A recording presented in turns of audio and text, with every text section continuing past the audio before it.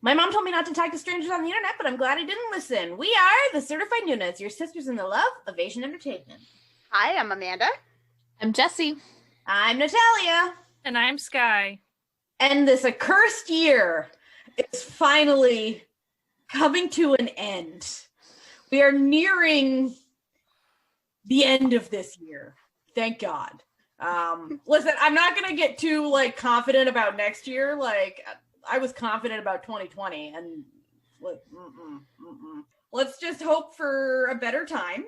So we decided, instead of doing a top of the end of the year list or whatever, that we were going to ask each other some questions, and each of us asked everyone else 2 questions about their drama watching this year to, see what, just for some fun, just to have a good time. So the first person who put it into the Google Doc was Sky. So Sky, what was your first question? So mine was pretty easy. What dramas from this year would you most recommend? And to give a little backstory on that, not a ton of backstory to it, but it's kind of like, what would you reach for if you were recommending to pretty much anybody, be it kind of a new person to dramas or just a general drama watcher? There's no specifics to it. Just what would you most recommend? Because I know we, amongst the drama watching community, we're very specific about people's preferences, but this is kind of top shelf recommending from this year. What would your recommendations be? So mine, XX, the web series. I think that when I watched that, I thought that pretty much most people would enjoy it, across the board. My Hollow Love, if people dig rom-com type. And then third, Hospital Playlist. Those were my 3. For me, I sort of segmented it into for what people like to watch. So for people who are really into romance, I put Crash Landing on You, which amazingly was this year, though it feels like it was centuries ago. For people who are really into BL stuff, I put Cherry Magic, even though it's, as of this recording, there's still 1 episode, but top tier right there. For people who are really into horror, Sweet Home is the tits, my dudes. I'm it's really, so good. Really is. So good. And then for everyone else, It's Okay to Not Be Okay was my little, those are my little top tier situations that I'm going down with. I took the question a little bit differently because I felt that I've already talked about the ones that I like, I think the most, because the most, if I was going to pick it, would be Hospital Playlist. That is by far the best for any person who likes anything. And it's true. It's going to make you feel good, and it's not going to make you feel bad, and you don't have to be worried about it. So it's on spectrum, the best pick of the year.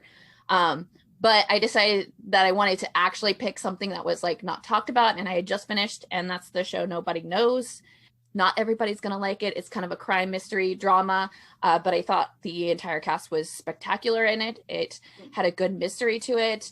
I liked how kind of it slowly developed the storyline.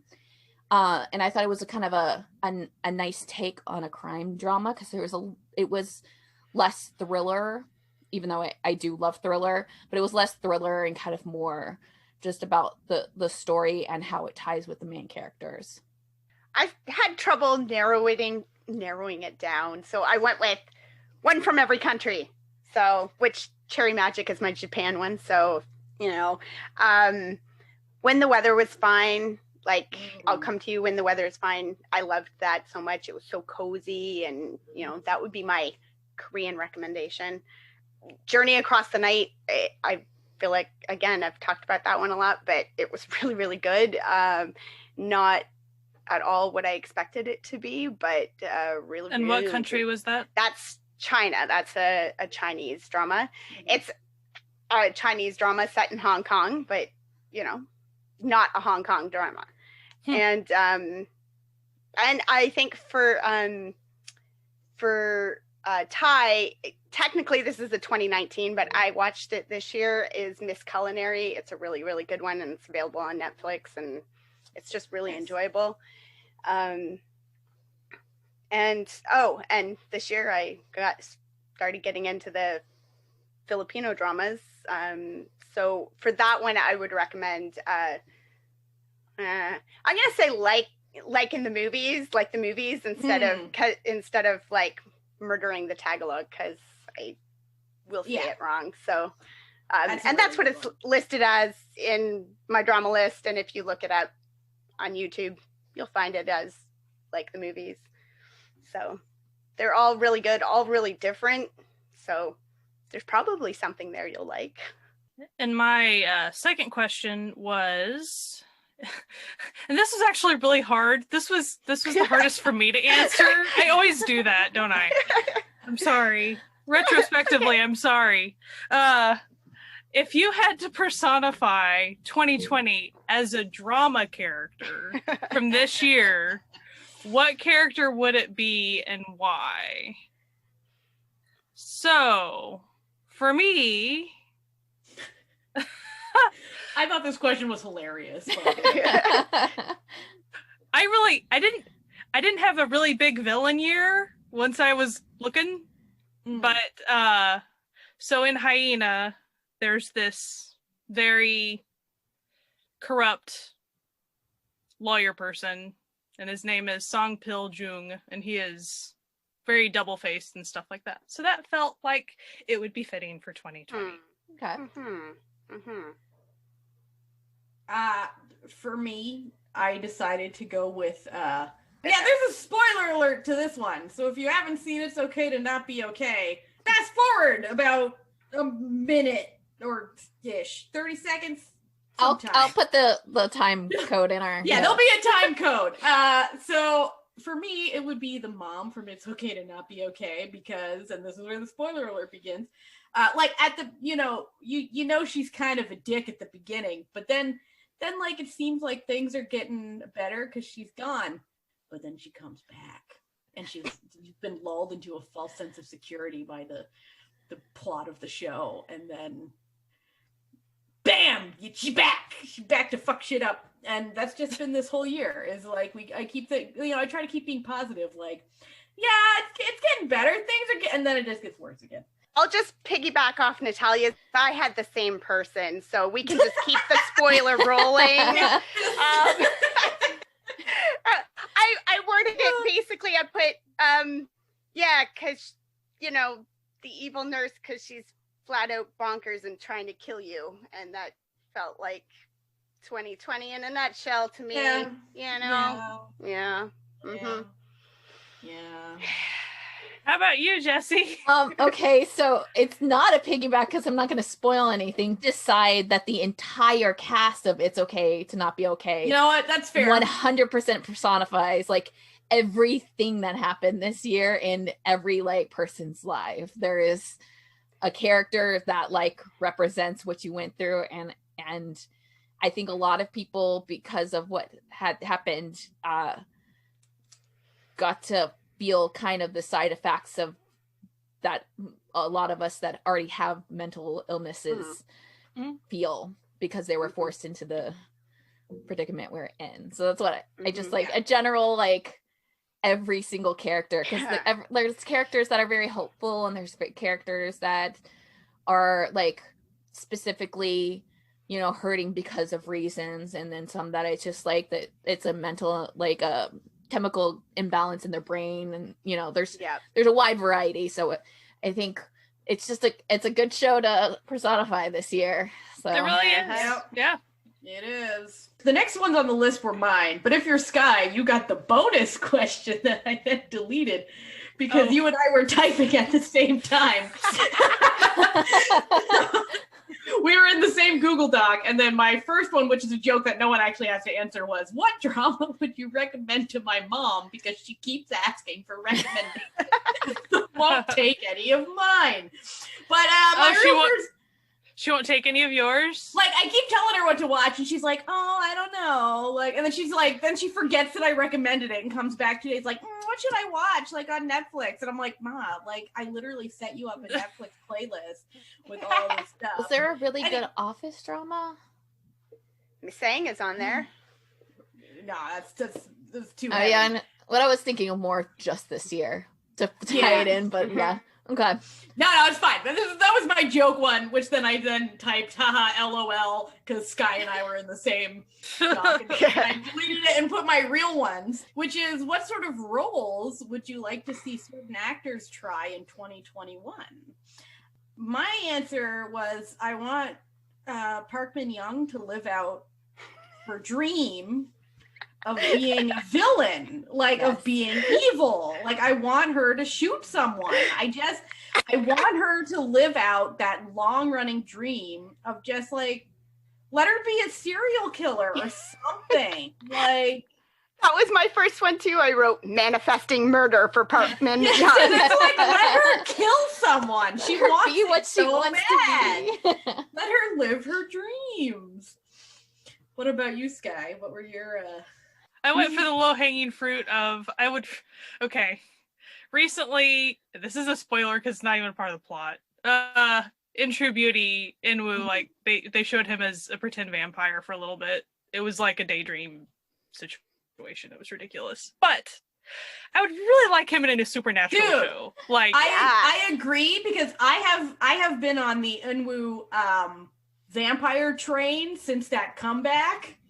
You know the one. I made you a header from it. Remember yeah. What was that? Anyway, all night. Azuma jacket one. But like, there was a real vampire moment there, and I feel like. Or I would even accept a robot, because that's just a Fantasio thing in general, so that's fine. I would accept a robot, but zombie. Yeah. Gummio. Ghost. Give us something. Give us something, dude. We believe in you. We believe in you, sweet boy. But as an aside, I would like him as a villain too. Like, I think at some point, I would really like to see him play like a really messed up character, because I think he would be like all of these actors who are always like playing like sweet, good, kind. Just let them be evil. If they want to be. If they want to be, yeah. If that's what they want in their lives, you know. What about you, Jesse? Well, I picked Chansung and Junho because their actor status this year was that they were in the military, so I want them to be in roles next year. Fair enough. But I'd really, really, really like to see Chansung in like a serial killer role, like not in a rom-com role. Because you know what he would have been really good at if he hadn't have been in the military? He would have been really good as the actual serial killer in Psychopath Diaries. I haven't seen it yet, but but that's not a spoiler. Like, you find out. But Jesse doesn't even want a light show. She wants a dark show. Yeah, I want like dark, especially with Chansung. I would like for Sung Hoon to be in, anything, since he had no roles at all this year. I mean, he's got his little reality show YouTube channel, which is fun, but like, and I know he's got one scheduled for January. I think it's supposed to start, which it looks like an interesting, rom-com type scenario, which is his thing. I'd really like to see him get a role that is he's got really good comedic timing, but I'd like to see him do something maybe a little bit more serious, something where there's been a few roles for some of that quote unquote pretty actors in recent years where like people who thought they were horrible actors took a step back and went, oh, like actually this guy can act. And I would like that for him, because I think there are still way too many people who are like, well, he's pretty, but he can't act. And I'm like, yeah, but he can act. So stop it. So I would like that for him. I just thought of one that I think all four of us can probably agree on. I would really love Jisoo to get a role that's not sad or not pathetic. Just Even if it was just a neutral, like just a role where like he's not getting his heart broken, he's not being a jerk, he's not dying, just something of that nature. You know, he's our sweet baby here on the podcast, and like, you know, we really want to see more of him. Yeah, like something accessible too. Throw some Netflix money at Jisoo, please. Like, yeah, that's not my first love. Just isn't he a historical coming up? He does, and I'm excited about it. So I'm because I really like Sagos, but we'll see what goes I guess down. It's a Sagos. So like the last historical he was in didn't end so great. My next question was, which show helped you get through quarantine the most this year? The one I went with was the weekend drama Once Again, which I know it wasn't the best show I watched. It wasn't, you know, the most amazing. It was good. Like, don't get me wrong, but it, you know, like there were much better shows that came out this year. But there was just something about that show that, like, when I was feeling real bummed, I would just be like, "Ooh, I want to see what they're up to right now." I just, and then when I watched it, I would immediately feel better because I was like, "This is nice. Like this is nice. You know, this is just nice." So that was mine. What about you, Sky? What was yours? Probably Hospital Playlist. Though I'm gonna admit I didn't stick with it when it was airing, just for the record. But once I got back around to watching it, it was a really good. To me, it was the most healing drama I think I watched this year, probably. I don't know. But yeah, definitely that. And as an aside, for reality shows or variety shows or whatever you want to say, for me, favorite entertainment was a really, really that was a really fun thing that I wasn't expecting. You know, it was a very random, fun thing that I got to experience during a really rough time. So that was a really good escape too. I'm also picking Hospital Playlist because it genuinely was the Oleg one to really help. I watched the last half of it airing, besides the one that we talked about in the very, like, for the podcast. It allowed crying, but like good crying, but it was like enough release of crying, but like stemmed from good, pure things that were happening on screen. And it took my mind off of things, especially at that point in this whole thing. So yeah, the friendships were really great. Even like the friendships you saw for 30 seconds because there were patients at the hospital were like outstanding and spectacular and beautiful. It just, the whole drama was just, it was really great. I know we keep on picking it, but it just was really real good, guys. It was really good. Like, if you haven't already watched it, like, there's a second season coming out in 2021 and it's on Netflix, and it's got just a powerhouse of actors in it. And it's so good, y'all. Y'all, look at me. I got my little southern twang on. Despite the fact I'm from Canada. But moving on. It's like real good. It's, yeah. What about you, Amanda? I went with When the Weather is Fine. Again, like that one, it just felt like it kind of came out at the beginning of quarantine and everything, and it just was cozy. Like it had some heavier stuff in it and some heavier kind of darker moments, but in general it felt cozy. It felt like, you know, wrapped up in a blanket drinking tea by the fire while you read a book, and that was kind of what I needed. The other one that I would add is Ingredients, which is a Thai web drama, which it's so started cute. Back in like February, and it has had one episode every other week. So it's been a long haul on that one.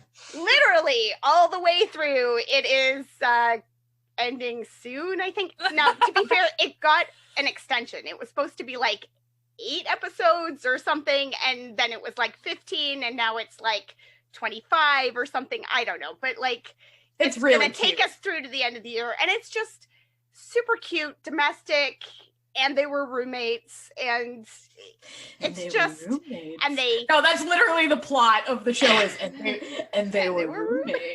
And it's neat because it started back when we were quarantining, when they were quarantining in Thailand. Like, you see that progression through the show too. So like, okay, we can't have friends over. Okay, now we can have friends over, but there's like they've got a table set by the door with hand sanitizer, and everybody sanitizes, and they like hand washing porn. The hand washing porn is over the top. Like, they'll like zoom in on these lovingly like soaped up hands, as like they do like all the, you know, where you put your hand on top of the hand and go between the fingers, and like the nails on the palm, like it's wonderful. I mean, it's like a commercial cooking show kind of thing for sponsored by a grocery store. And the one actor is actually a chef. And so he plays a chef who cooks lovingly for his platonic roommate, you know, not so platonic anymore, but you know, so there's a lot of hand washing, and it's just like, you're like, oh, good boys, good job. Like, and like, and if there'll be like another character coming over, there'll be like a scene where they're like, here, quick, here's your hand sanitizer. Like, your hands, and you're just like, oh, this is nice. Yeah. So my first question was, what is everyone's standout non-Korean drama? Should I go what was first? Yours? Yeah.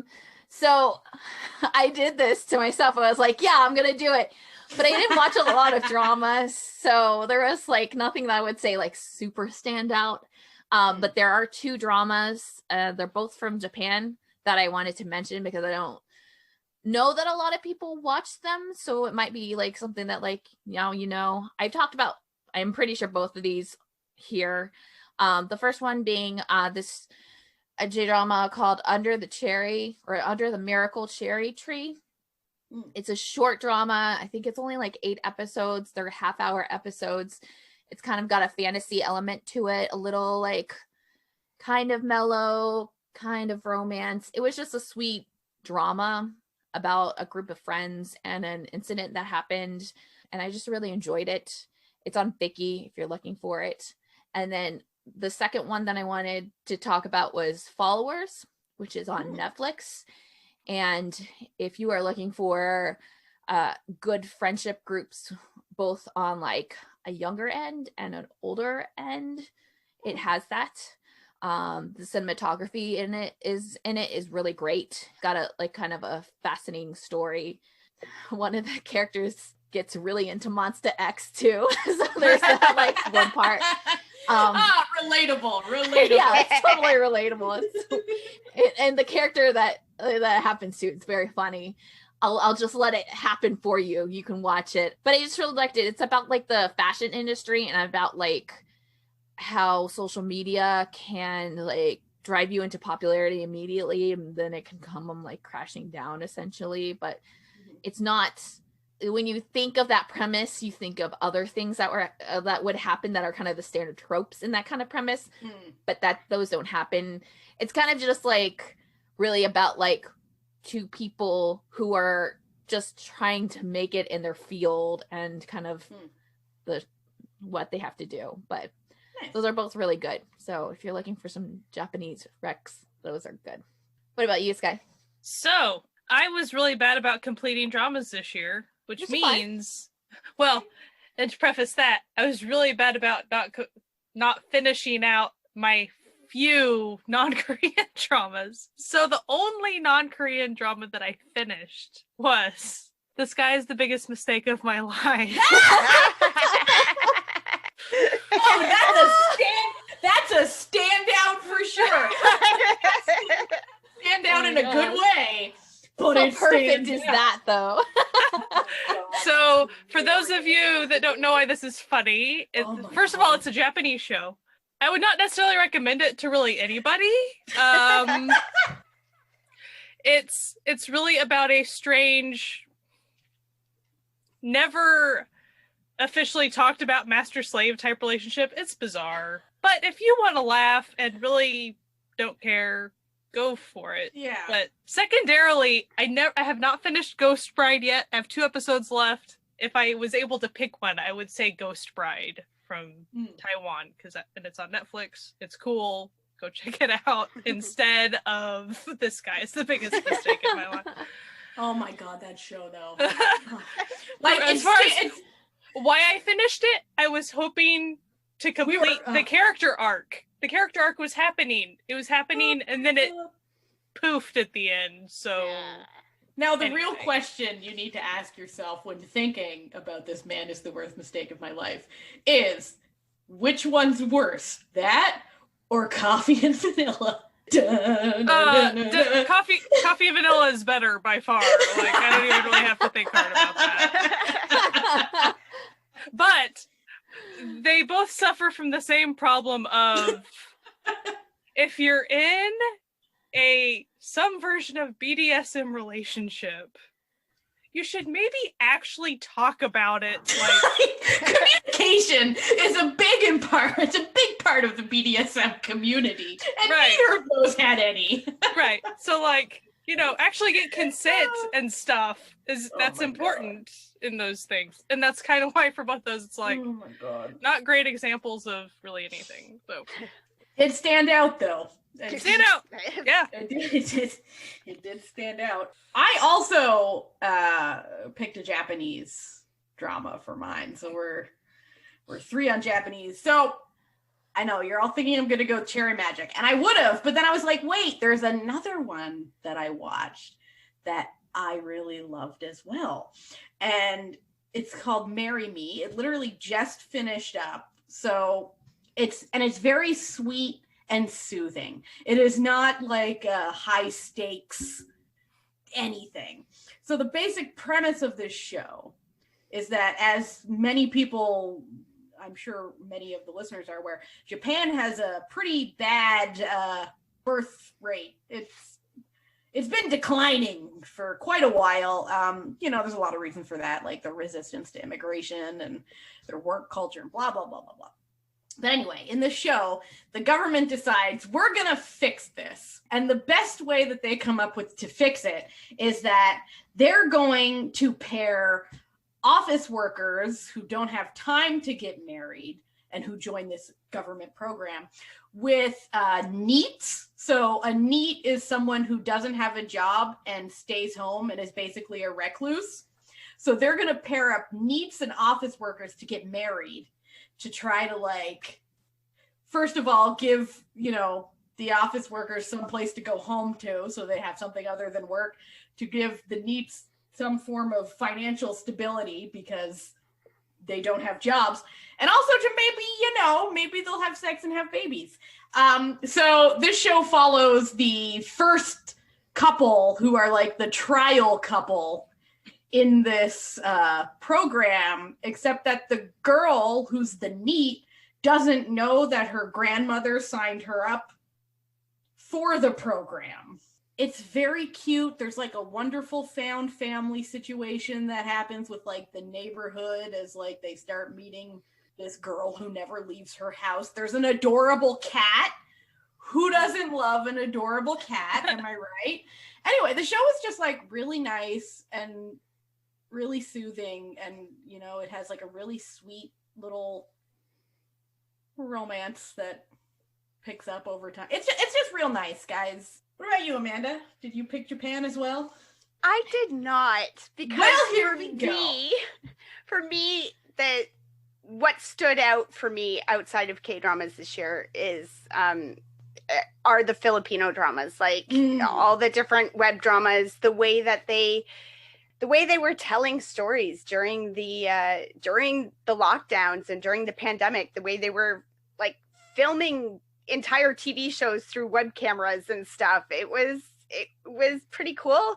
The stories were good. Things like Gaia and Game Boys just really hit the mark, and they were really, really good, really different. The two stories are completely different, very, very different stories, but both really, really good, really interesting. And yeah, and I mean, on a bit of a selfish note, because they speak so much English, it's really nice when you're trying to like knit and stuff. You can, like, you only have to read about half the lines because a lot of it's in English. So you just kind of like get it, which is, handy when you're trying to do other things too. Interestingly enough, while Gaia, I think it's Gaia Se Película, or like in the movies, is just on YouTube, Game Boys is actually coming to Netflix at the end of the month. So it will be on there, some form of director's cut, but I think it'll still be available for free on YouTube. But yeah, so if you haven't seen it and you want to check it out, that'll be coming to Netflix at the end of the month. So thumbs up for that. So for my second question, I know we've talked about like our favorite stations or like broadcast stations in the past. I wanted to know what was your most watched station this year? Because like, potentially it could have changed because of numerous things, availability or, your shows being canceled or pushed back. For me, I like tallied it up and I mostly had Netflix. Like straight produced Netflix shows. And they were easy. Yeah. I can also put them on my TV because it's on my Roku. Yep. It just so happened that a lot of them showed up there too. For me, I would say TVN, but so they were on Netflix as well, some of them. They weren't just Netflix ones. They were also airing on TVN, obviously. So yeah, I tallied mine up. I always naturally gravitate towards TVN and JTBC. It's just what happens. Hey, they make good dramas. No shame. They do. So, for mine, I'll read exactly what the first half of what I have written is. No idea, but probably whoever Studio Dragon was working with, because I watched a lot on Netflix. Studio Dragon like mostly Netflix, but I think OCN has some OCN. So it's like Studio Dragon is basically who Netflix made like an agreement with. So they've picked up all like anyway, but I have a second part to my thing. And I said, but if we're being really honest, I'm going to have to say GMM TV, which is a Thai television station, because they put everything, and I mean everything, on Netflix, and it's all ridiculous for the most part, and I watch a lot of it because it's there, it's subbed in English, and they got a wide variety of nonsense. So and we know you like your nonsense. Oh, I like my nonsense. I do. What about you, Amanda? If you combined GMM TV and GMM 1 or 25 or whatever, a lot of those showed up on Netflix this year, so they would probably be my top as well. But other than that, I counted them up, and pretty much coming up even are the Chinese stations, Youku and Tencent. Pretty much I watched a lot of Chinese rom-coms this year, and those were the two streamers putting them out there. Can I tell you the plots of most of them? No, because they all run together, but they are like candy, and it was delicious. So I'm happy. Okay, so my first question was, what was the favorite thing that you watched just for the podcast? Like maybe something that was on your plan to watch list, but you actually got to it this year because we're doing it. For me, it was Antique Bakery. I really, really loved it. I'd love them to get the cast back and do a drama sequel set, however many years later, and it would be fun. I just really enjoyed it. And interestingly enough, speaking of both Antique Bakery and GMM TV, they're making a GMM TV version drama of Antique Bakery in 2021. So listen, but it's a drama, not a movie, so it's got to be slightly different than. Are they also doing it? Are they also doing a Boys Over Flowers? They are. definitely 100% are also doing a Boys Over Flowers. Yeah, they already have a trailer out. Yeah, for both of them. So I think GMMTV spent a little money on Clearly. on rights, on licensing rights for this coming year. Well, they had to. Everybody else has Boys Over Flowers. Might as Like, well. listen, Now they're it's like Thailand's been holding it. out. But I feel like they went with Antique Bakery just as a Singto vehicle, because they're like, okay, we've got the premier loves playing gay characters and has a bit of swag to him actor in Thailand. We got the perfect character for him. So yeah, that's kind of the vibe that this is getting, that they just wanted a project for him. But it looks good. It looks good. So It does. So for me, and I know I keep saying hospital playlist, but hospital playlist. But really, I can't recommend it highly enough. Even as somebody who I'm adjacent to healthcare. mm-hmm. My husband is in healthcare all the time, and so since it's not that it's a super light take on it, it's just that it's a really hopeful, nice take on healthcare work, which is very needed during this time. So I just really enjoy it. It was really a very timely show, wasn't it? Yeah, it came out like just at the right time, and they definitely didn't plan for that to happen. It just happened. Because like they'd have to have been psychic. Yeah. For me, though, I'd always plan to watch them. I get distracted easily. I'm a bit ADD in that way. But more drama specials, man. I really enjoyed all the drama specials I watched. And it was just real fun. And yeah, it's not like I was like, oh, I'm never gonna watch. Like, I literally always am like, yeah, I should check out some drama specials. And I'm like, ooh, shiny. And then I get distracted and end up watching some more Minecraft videos on YouTube. Like how. So yeah, no, those drama specials were just being forced to finally be like, all right, get your shit together and watch these things you've meant to watch for like 3 years. Yeah, I should have picked Minecraft videos as my dramas that got me through the year. Oh my god. Like Minecraft Among videos Us and Among lobbies Us in the videos. morning. Oh shit. Like, I'm telling you, like every time I'm feeling like really anxious about what's going on. And I'm like, wait, Markiplier just posted another Minecraft video where he's really bad at playing Minecraft. Let's do this. Like, I'm in. Then there was also a period of time where Jesse and I were watching music shows live. Yep. A lot. Yeah, 4 in the morning music videos. That was really great because I was already up and I would have just been like staring at the wall if I didn't have something to like look forward to. And it was just always like, well, I hope Sky is up now, and we're just like one of us would send a GIF over, and I was like, yes. Be like, awake.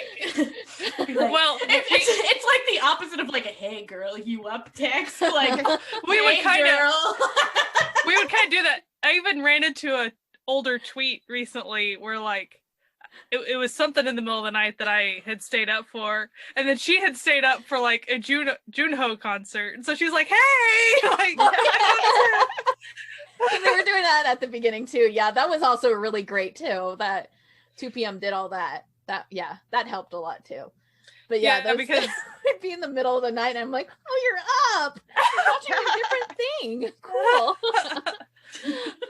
Because I mean, I probably would have been up anyway, just being really upset about everything. Might as well watch something fun together. For what I watched that I liked, I really liked that we started to do actor spotlights because I'd watch a bunch of stuff for those. Usually they were movies. It also kind of like allowed like older dramas that I've always had on my list that I just haven't like fit in just because of things. And it worked out. So Signal was one of those. I really liked being able to watch Signal because of our Lee Jae-hoon actor spotlight. So those were really nice for the podcast, especially because it also kind of gave us a little leeway. Like we didn't have to just like watch these 2 specific episodes. It was like you could fit it into whatever you want to watch. Yeah. And we didn't all have to watch the same thing. Like, you know, we covered actors that had big enough repertoires that there was something for everybody. Exactly.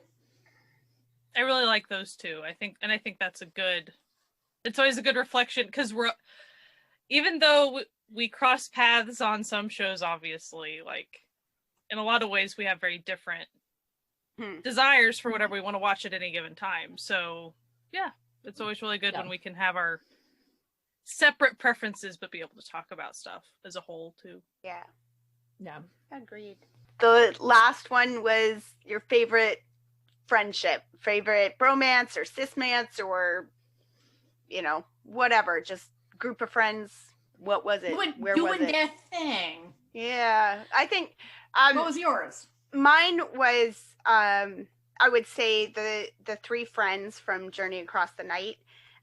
The way they came together was really organic and cool, and just like the main character never had any friends, and so in the beginning he doesn't know what to do with these 2 people who basically like glom onto him and decide they're his friends. Like, we're your friends now, so now we will look after you. And he's like, no, I can't have friends. I'm not allowed to have friends. Like, he does not allow that for himself.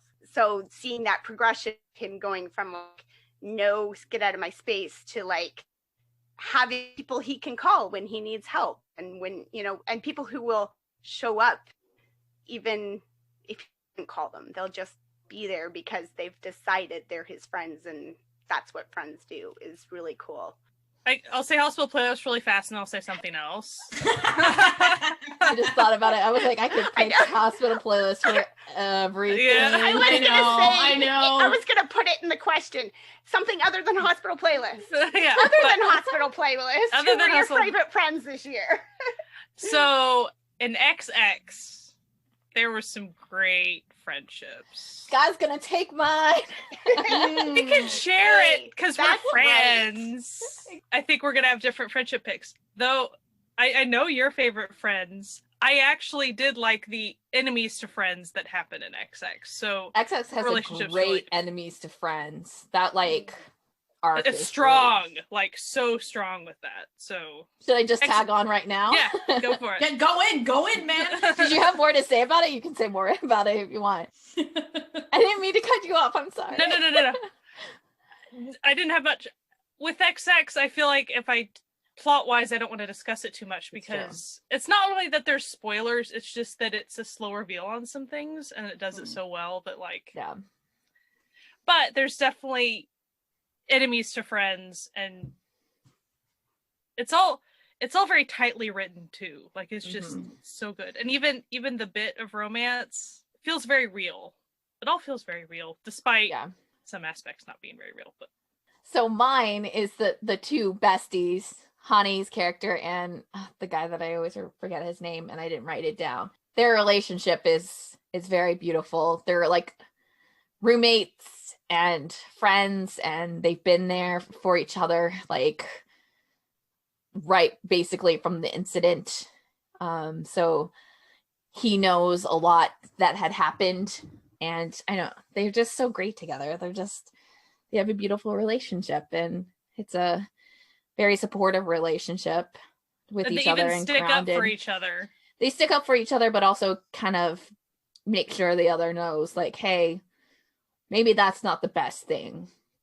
But they're also like independently, they're strong characters too, so there's not a lot of that anyways, because it's like they have faults like any human does, but still they're pretty independent and know what to do in any situation. Yeah, there's no codependency there either. No, like nothing, no toxicity between them. Like it like works. They like having each other there to talk about things. When it comes to it, they can be independent and kind of stick up from themselves, and that's I really liked them a lot. XX, everyone should watch it. It's so good. So for me, I'm going with a kind of weird friendship. I'm going with what were their names? See, I'm terrible with names. I have them written down. With Moonyoung and Sangtae from It's Okay to Not Be Okay, because it's such an like unexpected friendship, and it seems like a bad friendship on the surface, but then when you like look at it, it gets so much better because you can tell that there's a lot of genuine love there, and it's the sort of friendship that both of them needed and were unable to have. So she's got problems, anger issues, and that sort of things. Clearly some mental issues there. He's medium functioning autistic. It's almost high functioning, except that like he does have really bad outbursts and trauma related things, and yet the two of them, who if you look at them you're like, you shouldn't work as friends, are so good as friends. And then it's more like they're bickering siblings. I think and they're it's just perfect siblings. they're just so good. They're fated just so siblings. good. Yeah, like they were meant to be siblings with their long-suffering father figure / husband figure, who just has to deal with the two of them being ridiculous. And I just thought it was such a wonderful, like, just sort of love that you don't normally really see on shows, like it had like a lot of elements to it. Like it was, they were platonic, different gender friends. Like there was the mental illness aspect. There was the social skills and lack thereof in completely different ends of the spectrum. There was, it was just really nice. Like, even though at times you were like, oh God, they're gonna kill each other. But then, they didn't. And it started out like where you, like from the surface, you could be like, oh, she's taking advantage of this guy who can't know any better. But that's not what's happening at all. Like, and the longer you watch, you realize that no, that's not what's happening at all between. Anyway, I just thought they were neat. No, I just really liked this. I just really liked the two of them, and the actors were fantastic. Fantastic show. Fantastic show. Oh my goodness. We out of questions. Except I think there's one final question that we do every year, and for better or for worse, it either works out really well or comes back to haunt us. And that is, what are we manifesting for 2021 drama-wise? What is the manifestations that we might want to make this year? Like, how are we going to use our power? For good or for evil? Okay, I have it. Okay. I am manifesting that safe protocols happen so that more dramas are allowed to run on schedule without problems within the safety of everything going on, so that we'll be able to see more dramas. That would be nice. For me, okay, I've got this is a pretty big ask, but I'm like feeling like it could happen, okay? So recently, all of these countries have been figuring out that, wait a second, people love gay shows. They just love them. But instead of making, like, with the exception of Thailand and Taiwan, I'm talking like China, Philippines, and Japan too. Get out of there, Japan. We know you're about that life. Which has led to these series of web dramas. And web dramas are great. We love web dramas. And, the shows they're okay, these little short shows. But I want to see a Korean network have the absolute balls to put out a full-length gay drama. Like, I want TVN to be like, okay, so it could be lesbian, it could be gay, don't matter, okay? I want TVN to be out here be like, we're making a ghost hunting drama, all right? Like, you know what TVN gets up to, like, whatever, it could be anything. Like, we're hunting some ghosts, or, you know, there's gonna be people working for the military, something. Just doesn't matter what the plot is. Just imagine your average TVN show, okay? No, I'm gonna go one better. Do you remember the show Touch Your Heart? We remember that show, you know? Mm-hmm. You know, look and... Yep. Yeah. What's her name? Yeah. Imagine that, but gay. You and I, yeah. Imagine that, but gay. I am manifesting someone to make an office drama. Office drama would but be good. Gay. Mm-hmm. That would be good. And I feel like TVN, since it's not like, it's a cable network, it's not, you know, one of the big three, as it were. I feel like it could, them or JTBC could make it happen. They could do it. And it's like they have all of these little like web dramas that have, you know, actors and idols and stuff that are acting in them. And it's like, listen, TVN, I believe in you. I believe in you, TVN. There have been some side characters. I wonder what networks those were. I didn't pay attention to which ones. I think what was Romance? I think TVN was the one that had the gay side couples. What was that show? That came out at the real beginning of the year. Mellow? Or are you talking about? No. It was. But that was a thing too. In that it had the dude from Blood in it. Romance is a bonus book was TVN. Yeah. And there was they weren't a full character, but no, there was like another one that did have an actual like side plot. Unfortunately, it did have the actor who did. The actor that passed. Yeah, that passed. But I forget what the show was called, but it had the...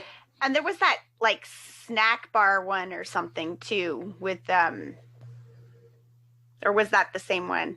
I can't remember. But that one had that was a different one, but it had a gay character in it, too. Mm-hmm.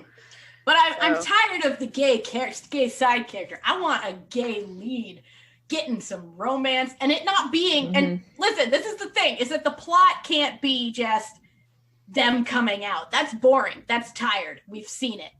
I want that to just be like, they're presenting it as a completely normal, like completely regular rom-com. Just with a gay couple. And like, it's never addressed as like, this is weird. We need some representation in a good way. That's what I'm trying to manifest. Get some balls on yous. You know? We believe in you. We believe in you, cable networks. And don't kill them. Just let them live. Yeah. You know, it's a tired plot. All right, that was my manifestation. That was a very elaborate manifestation. Detailed. You know, these things, they bother me. You know? I would like to see the continuing trend of these supernatural dramas that are really, really good, that have good money behind them and good plots and good, you know. I loved Mystic Pop-Up Bar. I'm enjoying Uncanny Counter. Like, you know, just like keep on giving me the Gummy Hoes and the Grim Reapers and the all, like, just, I will take it all. Keep giving it. And I'd like to see it extend more into the other countries too. Like, I don't know what they have, like, what are their folklores and things in the Philippines? I'd like to know. Give me some of those. Like, I yeah, more of that, please. Sky, what is it you desire at the bottom of your heart? Is there anything, just any small desire that you might be feeling? I would like web dramas to stop just being on places that I can't watch. Yeah. See, See, that's a good manifestation. Now you're on the trolley. Like, I guess an example would be, for instance, there is a Japanese drama that In Flying's Jae-hyun is in. And it's gonna be on Japanese Hulu. Which will not be. And it will not be on American Hulu, I'm pretty sure. Yeah. Like, The that's only- an example. Only J drama that I've ever seen from pull out from Hulu had HBO backed it. So Yeah. Mm. And that leads into, I think, a manifestation that we've talked about before is that, come on, J Japan, dramas. give us the goods. Just give them. We want to legally watch those things. Please, And we're not begging you. rom-coms. Give me Give serious. us everything. Give us everything. Like, Japan, you could be making so much money. You could be making so much money off of us. But no. You make us go to the highest.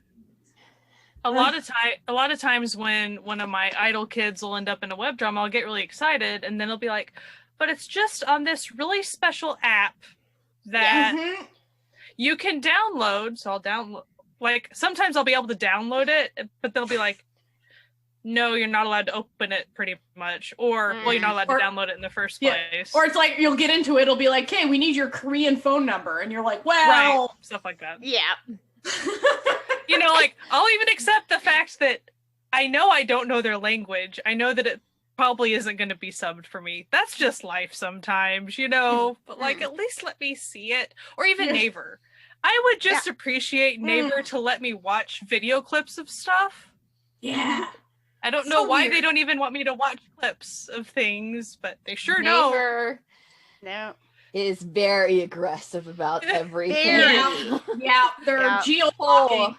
I would honestly like to manifest fewer streaming sites, like a collaboration of some of these, and just like more accessibility. It feels like we went from having like 3 places to watch to having 15 places to watch, and 5 of them won't let you on, and 3 of them only work sometimes. And, you know, it's just like, not everybody needs to come up with a new thing. You don't all need to reinvent the wheel. Like, just collaborate. YouTube is there, like, kind of like Netflix is there. Just kind of like, Vicky, you already exist, and you're a Japanese company.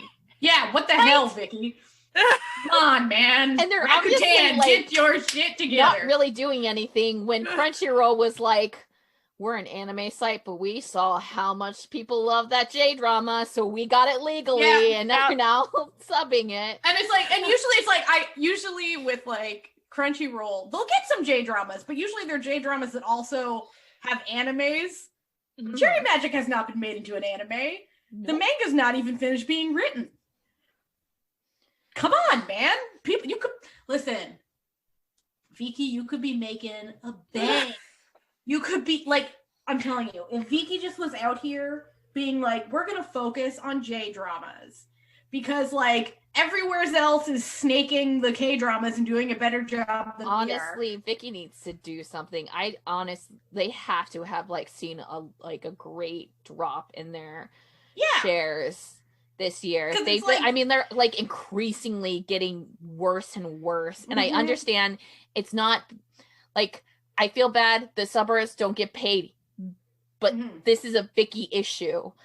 It shouldn't be that way. And it's not because of the subbers, it's because of Viki. Yeah. And if Viki went for the Japanese money, they could afford to pay their subbers. True. Yeah. Like, listen, I mean, they can already like afford to pay their subbers like now. Yeah. Like Rakuten is a huge company. They could not be like this far behind on subs, and they wouldn't lose people because people just stop watching. Like, they just literally stop watching, so they're not getting any of their money. And like, you have to wait weeks for subs that you pay for that you're not getting. Why would you keep paying for it? Yep. Like, you know, come on, Viki. Well, and if you're a currently airing watcher and this week's episode is coming out tomorrow and last week's episode is not subbed yet, that's frustrating. It's very frustrating. Especially when you pay for it. When you're like, paying for it, yeah. When you're like not paying for it, like, okay, you gotta let these things slide, because like, you ain't paying for it. But like, when you're an actual pay, come on, Viki, just come on. Mhm. Come on. As always, our episode devolves into us being like, Vicky, what are you doing? I swear, it's like, listen. Whatever, Netflix is getting a better dramas anyway, Vicky. It's true. And, so since Netflix is snaking all those good K-dramas, and Cocoa don't need you. Cocoa's doing fine on their own. Like, they pay their sellers and they get it. It's like literally on Cocoa has at this point their partnership with Viki feels like charity. It's like a pity partnership. They're like, yeah, you can use our name. We're not gonna give you our subs, but you can take our, here you go. Right now, literally, they just use Vicky as their commercial. That's it.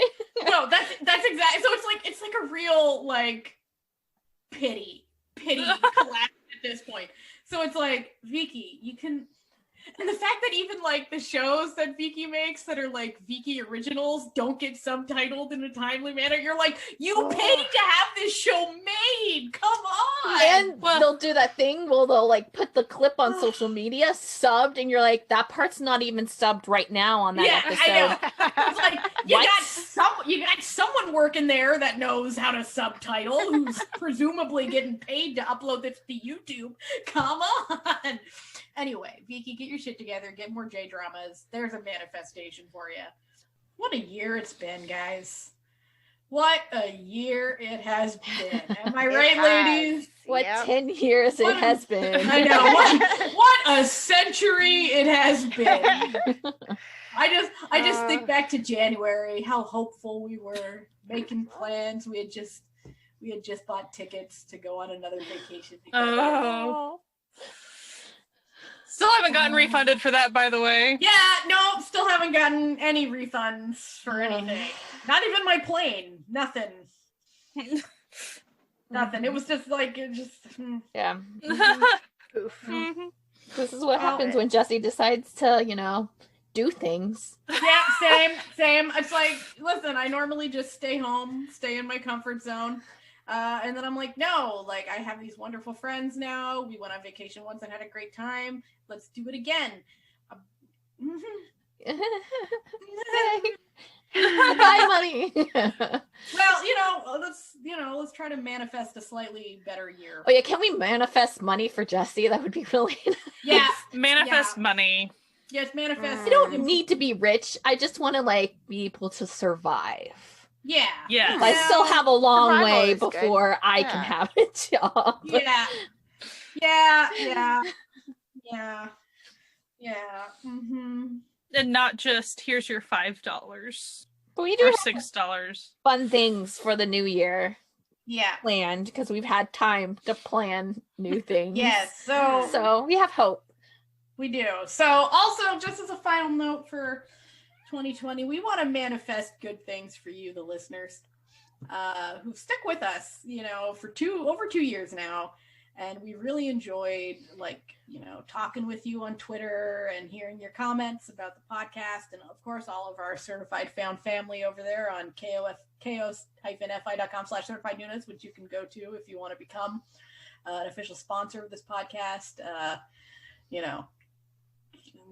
It's like every podcast says at the end, our shameless show. We just want to thank all of you for listening to us, because we, sometimes doing a podcast, it kind of feels like you're shouting into the void a little. Mm-hmm. And when, we get comments and feedback and everything, it's really nice. And we really love hearing from you. And so I would like to manifest more of that energy in the new year. Because, Yeah. So we hope that you're staying safe these holiday times. And we hope that you have a fantastic end of the year and, take some time for you and, stay warm, stay cheerful, and have a fantastic time. And, keep listening to this podcast if you want to, and keep enjoying all things Asian entertainment, which becomes easier every day. Thank you, Netflix and other such services. We're available. Netflix. Put with your next show if you need a plug. Throw us some Netflix money. We don't need a lot. Our definition of Netflix money does not mean a lot. So like, listen, you probably paid those YouTubers way more than you'd have to pay us. Trust us, we are bottom barrel price point. No. CertifiedNoonas@gmail.com in case you need to contact us. You need to contact us. We have some fun things planned for the new year.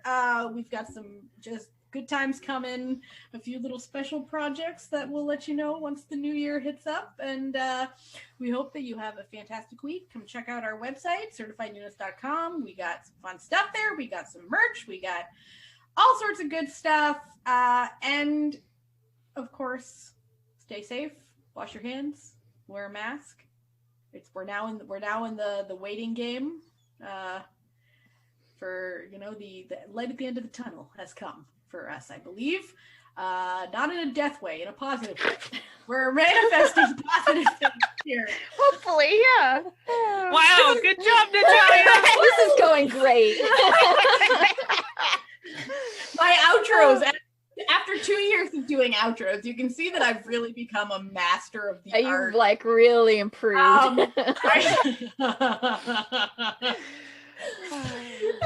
Manifest better outros for Natalia. Anyway, we hope you have a fantastic week and stay safe and you've had a fantastic holidays and they continue, and have a good time. Thank you for listening.